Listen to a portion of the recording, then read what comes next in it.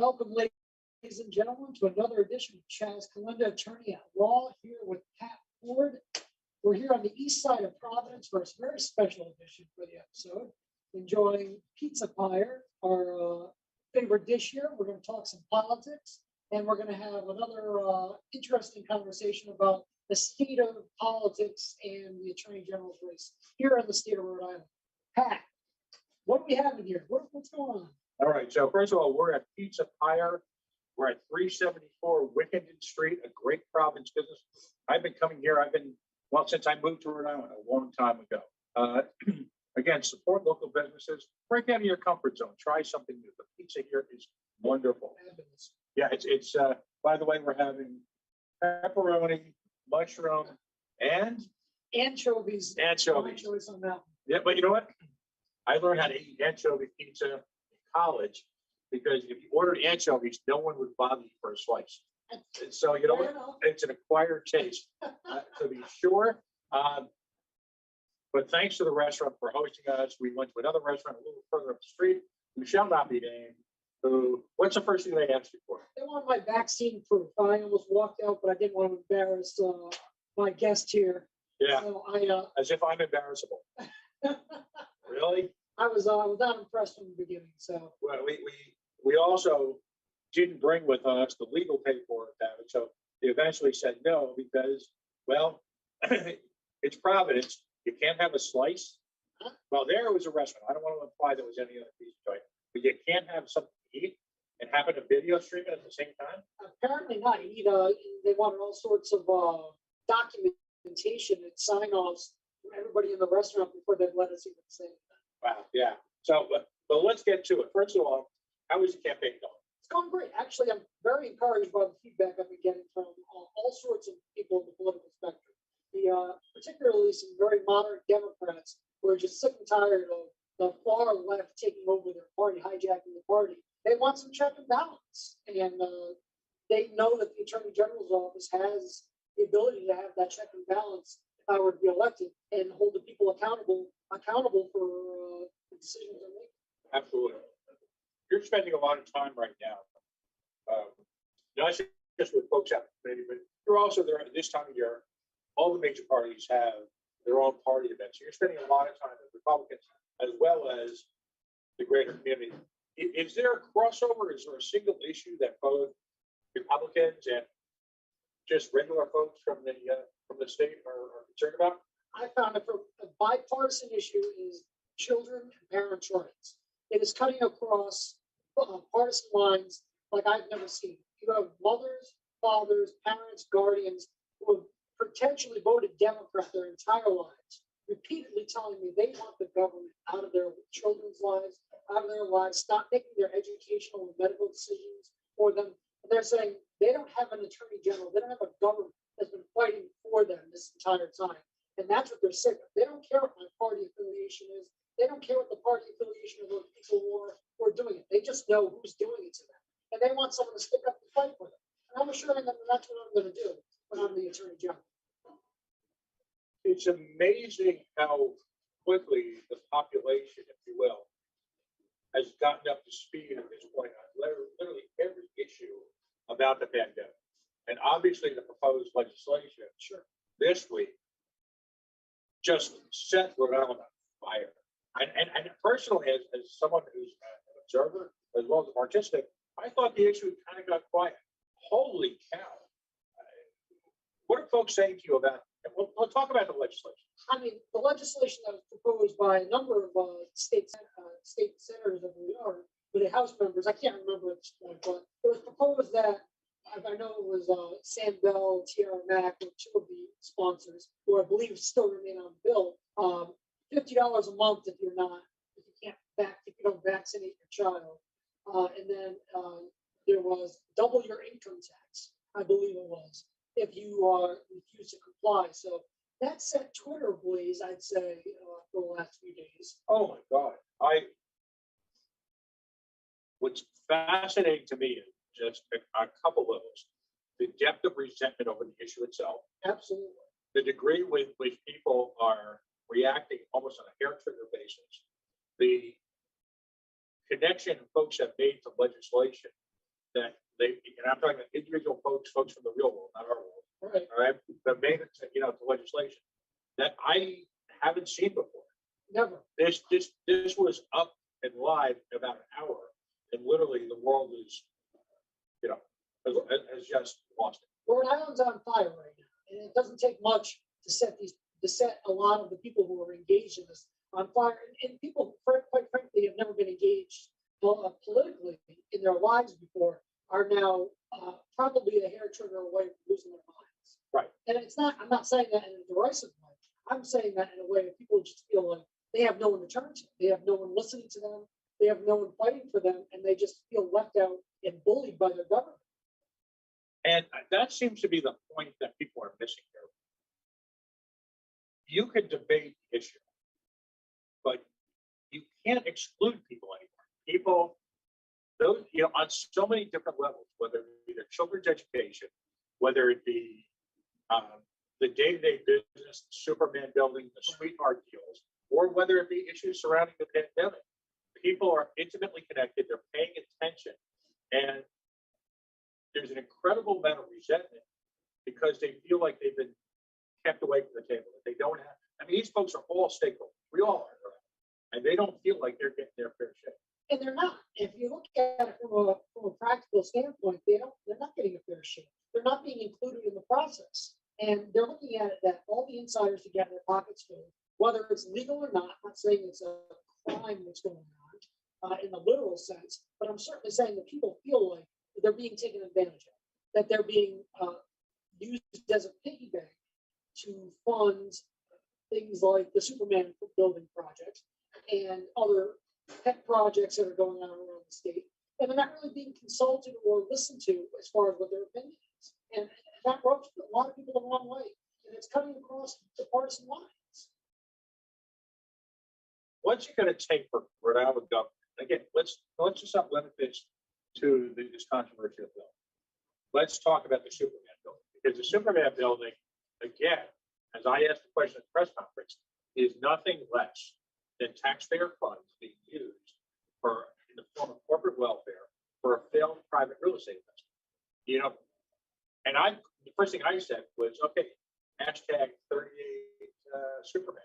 And and the reason I say that is not because it has anything to do with 38 studios. It's not because it's a quasi real estate investment. It has everything to do with the fact that there's this studied arrogance where lawmakers don't feel, again, here's the thing for tonight, I guess, who feel that they can make these deals and simply in their face. And we all know the financial challenges that Providence is facing. Right. I love Providence. I spend most of my living, breathing time here in the city. Right? I love this city, but the city of Providence should not be writing a $5 million check to a private developer for a failed real estate investment. Particularly in such an opaque way. I think it's a lack of opaqueness. I mean, the lack of transparency, I should say, that's really getting to people. You put it in your terms, a sweetheart deal for a failed real estate investment. But people are looking at that there's just no accountability and there's no transparency in the process, and they're just kind of assuming the worst. Well, I mean, it's those are the facts. They're not deniable. I was at the press conference with the governor, and it was reminiscent of that Oprah meme. You get a car, you get a car, oh, you get a car. In this case, it's you get a check, and you get a check. And I want to say they donated $500,000 to Crossroads, which in a couple of years will probably be roughly the salary of Ms. Santilli, the chair. But she makes about $260 a year. But my point is, if you're getting $5 million from one place and you're getting a few million from here and $10 million from there, but you're giving $500,000, that's not charity, that's public relations. Sure. And so there's a buyout there. We can't offend this person because he's coming with the rescue money. And Gonzalo Cuervo, who is, working in the Secretary of State's office, was running for mayor at the mayor's forum in the Jewelry District Association, put it very clearly. Why does the state of Rhode Island jump every time some guy walks into town with a check? Well, that's the question that people want answered, and that's not being answered. We just keep doing the same things over and over and over again without any real meaning meaningful oversight. And this is the kind of deal, these are the kind of deals that you walk into. So I think your 38 Superman hashtag is apropos because it's done in the same manner that 38 Studios is put together. And we don't know how that turned out. It's still being debated today. How many years later? It will, the hangovers for the Superman villain, sorry, for 38 Studios will be with us for a generation at least. Because again, the failure of the government to actually just, Vincent A. Buddy Cianci once used the term, and I loved it, and I've used it ever since, to come cocoa. You know, they won't come cocoa at the actual facts, and they talk to us like we're morons. Well, they talk to us like they know that most people don't know what's going on behind the scenes. And I think that's insulting to a large portion of the population here in Rhode Island, is that they don't like to be talked to like we're stupid. We're not stupid. Most people are not stupid. And most people want to know what's going on.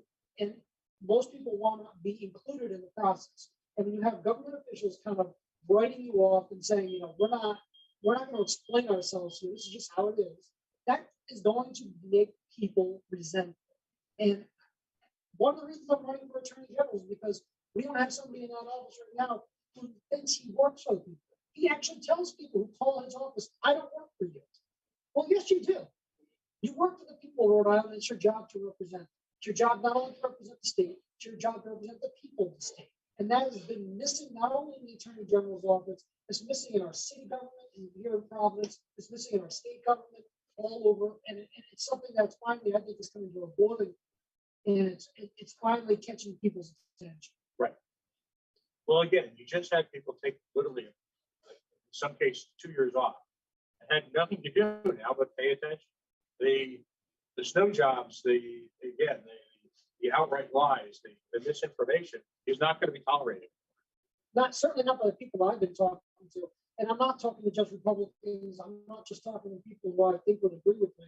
I talk to a lot of people across the political spectrum, and I think pretty much everyone's had it up to here with the opaqueness and the usual way we do business here in Rhode Island. Right. So now, I attended legislation last week, and I was at Halitosis Hall until about 1 a.m. On criminal justice department. As I was leaving at 1 a.m, Jason Knight, the representative from East Bay, was introducing legislation for these right here. What type of optic, what type of state do we live in that's discussing legislation at 1 a.m? I would say a government that does not want input from the people, because most people are not going to be able to stay till 1 a.m. to give their input to their state representatives about what they think about legislation. And a significant number of them have already bailed for the state legislature. A lot of people work. A lot of people have families, other obligations.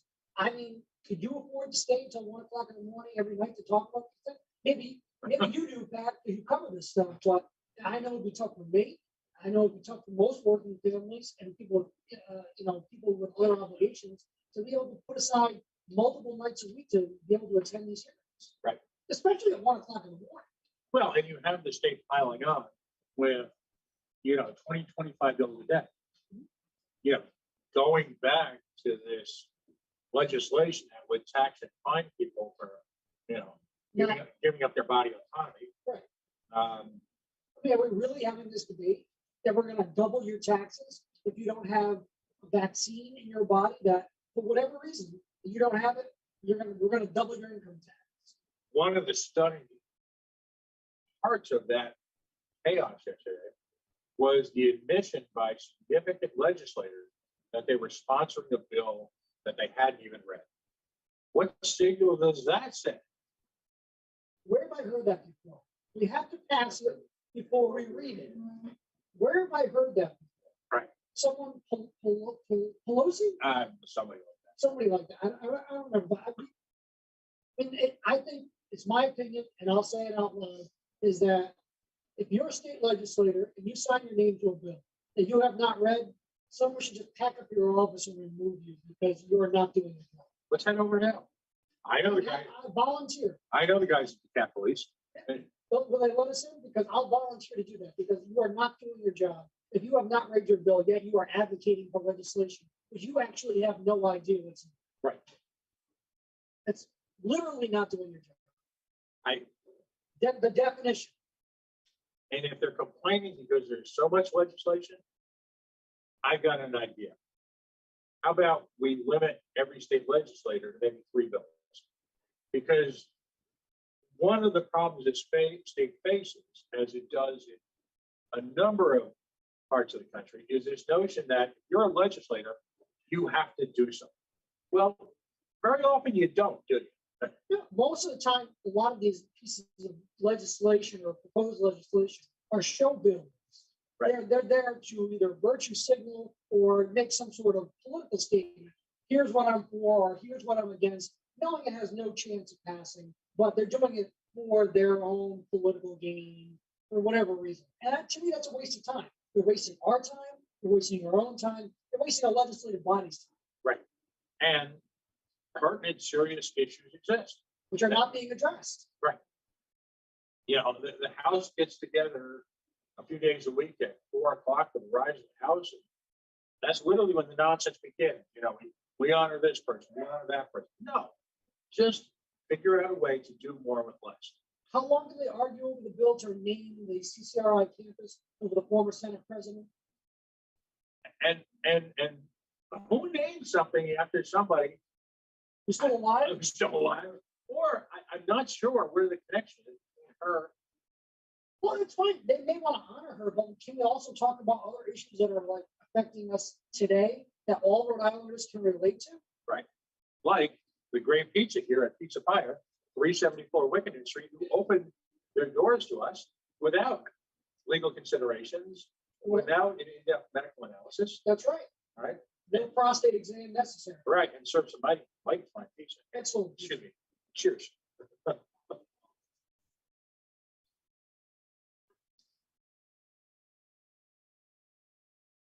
Very professional. Does it feel like to you that the legislation has been in session for years when you come to the realization that we still have a solid 2.5 months left? It feels like it never ends. They hold most bills for study. We all know how it works. They hold the bills for study, and at the end of the session, they try to jam a few through. And when nobody's paying attention, because a lot of people don't know, hold for further study just simply means they can bring it back at any time and vote it onto the floor. And they're not going to vote something onto the floor if they know it's not going to pass. Right. So the question is, it appears to me, without doing a hard count, that the Attorney General has possibly sponsored more legislation than he ever had. Absolutely.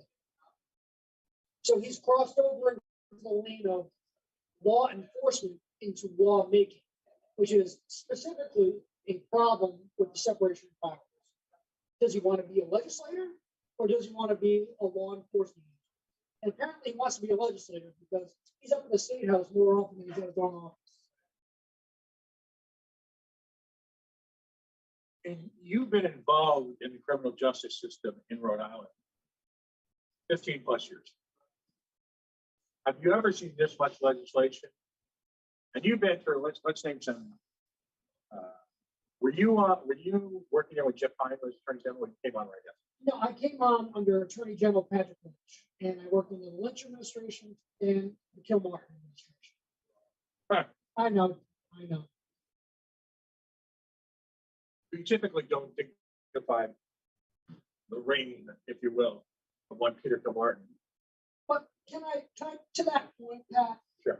Can I make the point that while I certainly don't think that Attorney General Kilmartin was cut out for that job, I do think the current Attorney General is much more dangerous for that position than Peter Kilmartin was, because the current Attorney General does have a very well-manicured background, does have the legal acumen to do the damage that I believe he is doing in this position. And so I believe him to be a much bigger threat to the state than Peter Kilmartin ever was. That's compelling stuff. I mean, my fear is there is no question that Mr. Noronha is an astute attorney. I've never claimed otherwise. Right. So not only is he doing this, it's clear, it's well within his understanding, his experience at very high levels of law enforcement to know exactly the constitutional as well as direct impact of his role as a legislator. Absolutely. Wow. And that's why I think this was what compelled me to run, is that he knows better. I don't know that Peter Kilmartin knew better. And he had some very good people helping him run that office.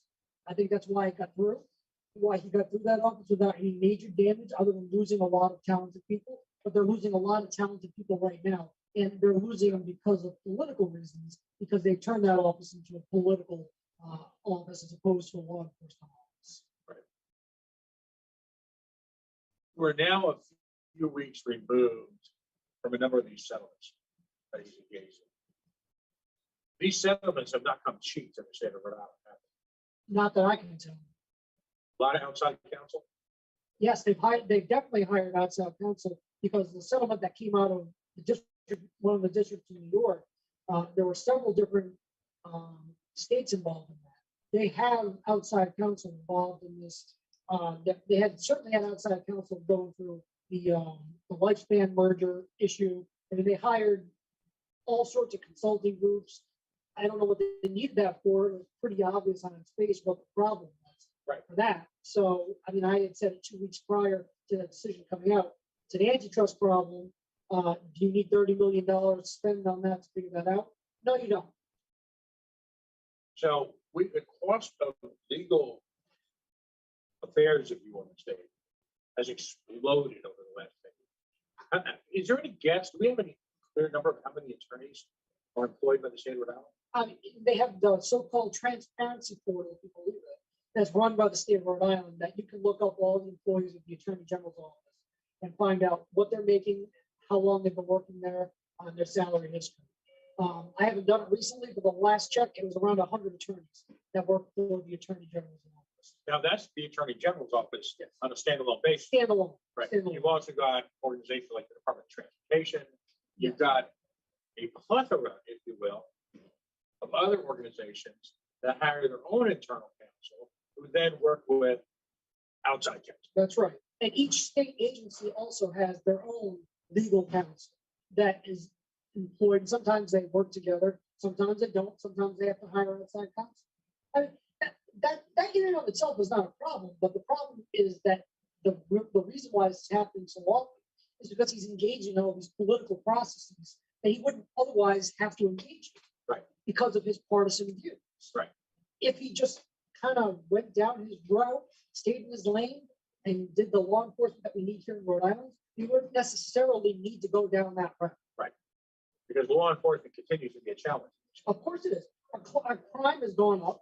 You can't deny that. It's not just one area. I'm not going to just blame it on Providence. It's gone up across the state. It's maybe different types of crimes, different areas, but he has plenty to focus on here in Rhode Island that keep people safe from violent crime that's going on in the state. So in short, if you look at the current events of the past week or so, and his hands are in virtually every one of them. In one form or another. Right. And those are expensive hands. They are. They are expensive hands. And state government in Rhode Island obviously is not cheap. We see that on a daily basis. And yet there's no watchdog on the day-to-day running of the state on behalf of the taxpayer. No, and that's the role that I think I can fill as an attorney general, is to be that day-to-day watchdog. And because that's my obligation as law enforcement, regardless of my political politics, is to be that watchdog to make sure people are doing their jobs, make sure they're doing it right, whether I agree with their policy or not. Just make sure they follow the law. So when they have these contracts, did you follow the correct procurement contract or procurement law? Did you follow the contracting law? Did you do everything you're supposed to do? Dot your I's and cross your T's. Did you do all that right, or are you just kind of playing games with us? And as we kind of wind things down, and we're starting to close things up here at Pizza Fire, again, 374 Wickenden here on the east side of Providence, sort of on the cusp of Fox Point, but also touching on Risley. Great environment here, great food. And again, thank them for their hospitality. You've got the Commerce Board, as well as this loose amalgamation of legislators, open hands, quasi-governmental agencies, going crazy with this federal money. I mean, again, $1 billion. I don't see any analysis of legal oversight on that, on the projects they're getting involved in. I don't see it. They haven't announced it, and it's not that they couldn't be doing it. Do they always have to do that? Not necessarily, but if there's a question raised, who better than someone who's the chief law enforcement officer of the state to look into these things? Right. And to use the attorneys, you know, whether it be through DVR in conjunction with the attorney general. And there is that overlap. They do it with DLT when there's unemployment fraud or wage theft, as we see the attorney general charge somebody overcharged today because he's upset that they haven't passed his bill and legislation to make wage theft a felony. So he's coming up with other felony charges to try to charge this person. And I'm not defending wage theft, but there's another incident of overcharging because he's upset he has not got his bill passed. Right. And the problem with overcharging, as we saw with the Brick case, is that it very often blows up in their face because despite some people's assertions, there are some very good judges in the state who, you know, they're excellent judges in the state who understand where the line in the sand really is. Right. And if you don't like the fact that wage theft is a misdemeanor, you know what? Go to the General Assembly, ask them to change the law. Right. Another fun evening, Pat. You got some events coming up in the next couple of weeks you're going to be at, or folks can. Well, I'm going to be all over the state. So I know this weekend I'm going to be at an event in Bristol, a football event, soccer event in Bristol with a few, hopefully, few supporters. I have an event coming up myself next Sunday, May 1st, at Brood Awakenings in Warwick, which I hope to meet some people and answer whatever questions they have. It's going to be Brood Awakenings May 1st in Warwick at 4 to 6 p.m. Hope to see you all there. And like I said, feel free to reach out to me. I want to be one of the most accessible attorneys general ever in the history of the state of Rhode Island. Send me an email, give me a call. You will get a response from me. Try doing that with Peter Aurora and see if you get a response. Fair enough. Well, listen, give us the usual rundown. Well, first of all, the Brood event. That's May 1st. Yes. What time? 4 to 6 p.m. 4 to 6 p.m. Cash bar. There'll be some hors d'oeuvres there. Sure. Some pretty potent conversation. I got to say, if you're a political junkie from any side, because your goal really is to be the attorney general for everyone. Everyone. Right. Regardless of your personal politics. That's exactly right. All right. If you want potent political conversation, I got to believe that's the place to be in this couple of us. If you haven't been to Brood, it's a beautiful spot on Baldhill Road. By the way, they've got drive, so for the people listening to this show tonight, don't you dare go to a Dunkies on Baldhill Road. Dave Levesque has employed literally thousands of Rhode Islanders. It's a great area of business. He's committed both to charities and he's involved in legislation. He's a business person. He's got a significant investment in the state, so he's entitled to do that.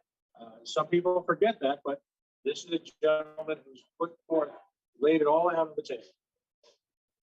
But you're going to get a real mix of folks who are agitated, frustrated, angry, and regardless of what political perspective you have, join us that night. I highly encourage it. And like I said, I don't want just people who are just going to echo my own thoughts. I want people who are going to challenge me. Come challenge me. I invite the questions. I will answer your questions. And even if I don't have an immediate answer for you, I'll get you an answer. So I invite anybody who's interested in this race and interested in what's going on in our state to come on May 1st to Brood and Warwick. I look forward to seeing you there. Hope to see you there. And I hope to see you out there around Rhode Island as I get around and meet all of you in person and answer all your concerns. The signs are popping up everywhere. I see them. They see them. They post them on social media all the time. Everywhere from West Warwick to the Attorney General's office. Somebody posted something. I'm not encouraging that, but Somebody felt the need to post a sign on the Attorney General's office, but I've seen signs pop up from Westerly all the way to Cumberland. Excellent. So we finished another episode of Chaz Calenda, attorney at law here on the east side of Providence. Pizza Pie. Pizza Pie. I appreciate their hospitality and letting us film here tonight. Excellent pizza, excellent location and hospitality. Look forward to seeing you on another event. We're going to have some great guests coming up. We're going to have some candidates for office coming in the next few weeks. We'll keep you updated on that. Appreciate you joining us here on the Coalition Radio Network again here for Chaz Calenda, attorney at law. Everybody have a great night. I'll see you soon. Good night. Thank you.